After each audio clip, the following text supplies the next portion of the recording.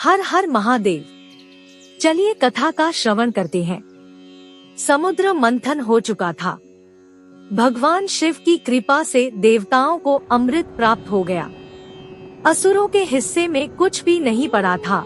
इससे क्रुद्ध होकर असुरों ने देवताओं पर आक्रमण कर दिया, लेकिन भगवान विष्णु के सुदर्शन चक्र की मार से घबराकर असुर सेना भाग खड़ी हुई।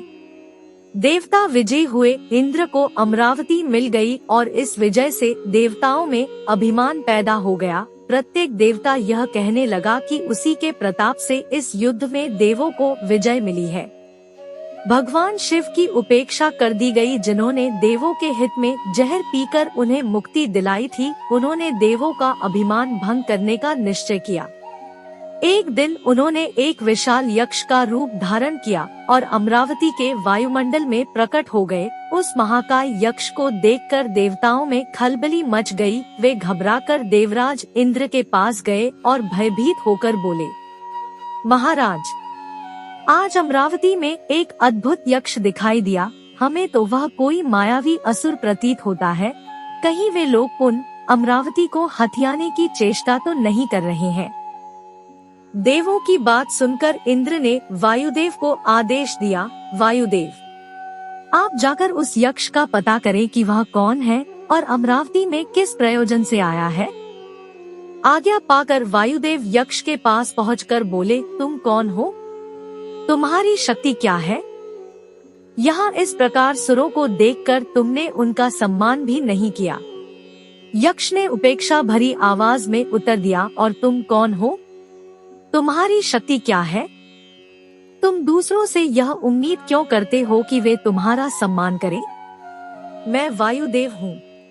तुम शायद मेरी शक्ति नहीं पहचानते। मैं चाहूँ तो समस्त ब्रह्मांड को एक तिनके के समान उड़ाकर फेंक सकता हूँ। मुझसे शक्तिशाली और कोई नहीं है, वायुदेव ने गर्व से उत्तर दिया।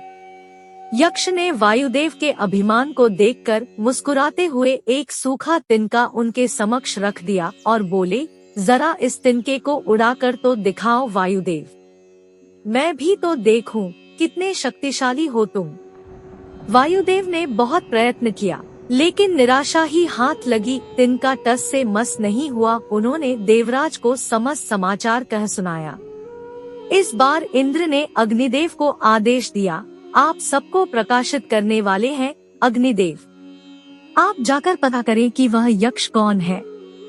अग्निदेव अभिमान से चूर यक्ष के पास पहुंचकर बोले, आप कौन हैं और कहां से आए हैं?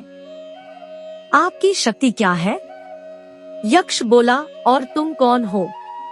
तुम्हारी शक्ति क्या है? क्या तुम्हें इतना भी पता नहीं कि दूसरों का परिचय पूछने से पहले स्वयं का परिचय दिया जाता है? अग्निदेव बोले, मैं संपूर्ण भुवन को प्रकाशित करने वाला अग्निदेव हूँ। ब्रह्मांड में ऐसा कोई भी नहीं है जिसे मैं भस्म न कर सकूं। मैं एक पल में समस्त ब्रह्मांड को जलाकर राख कर सकता हूँ। यक्ष बोला, ओह, ऐसा है तो जरा इस तिनके को जलाकर दिखा दो तो मैं तुम्हारी शक्ति का लोहा मान जाऊंगा। अग्निदेव ने उस तुच्छ तिनके को भस्म करने के लिए पूरी शक्ति लगा दी, लेकिन वे सफल नहीं हो पाए और लज्जा से सिर झुकाए वापस इंद्र के पास लौट आए। अग्निदेव ने भी आप बीती देवराज को कह सुनाई। तब इंद्रदेव ने स्वयं यक्ष के पास जाने का निर्णय किया। जब इंद्र वहां पहुँचे तो भौचक्के से रह गए। इंद्र जरा सी झलक देख पाए थे कि यक्ष अंतर्धान हो गया। इंद्र समझ गए कि अवश्य वह यक्ष कोई परम शक्ति थी। उन्होंने एक बार फिर ऊपर की ओर नजरें उठाई। अंतरिक्ष में जहां थोड़ी देर पहले यक्ष मौजूद था, वहां अब इंद्र को देवी उमा का चेहरा दिखाई दिया। इंद्र ने श्रद्धा से मातेश्वरी के सम्मुख शीश झुकाया। माँ पार्वती ने मुस्कुराते हुए कहा, आश्चर्य में न पड़ो देवराज, यह यक्ष कोई और नहीं स्वयं भगवान शिव ही थे। देवों में प्रमाद और अहंकार पैदा हो गया था। भगवान उसी को दूर करने आए थे। भगवान शिव की कृपा से ही समुद्र मंथन संभव हो सका था। उन्हीं की शक्ति से अमृत प्रकट हुआ था और उन्हीं की शक्ति से असुरों का शमन हुआ था। अंत में सुरों की रक्षा के लिए ही भगवान शिव ने विषपान भी किया था।